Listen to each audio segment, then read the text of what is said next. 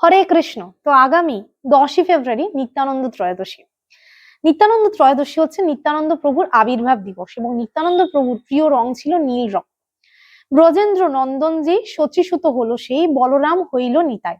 অর্থাৎ ব্রজেন্দ্র নন্দন শ্রীকৃষ্ণ তিনি কলিযুগে শচীমাতার পুত্র শ্রী চৈতন্য মহাপ্রভু রূপে অবতীর্ণ হয়েছিলেন এবং বলরামের অবতার হলেন শ্রীমন মহাপ্রভুর বিশেষ পার্ষদ শ্রী নিত্যানন্দ প্রভু।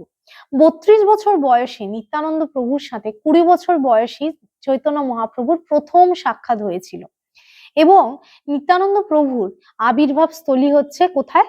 বীরভূম জেলার একচক্রা ধামে।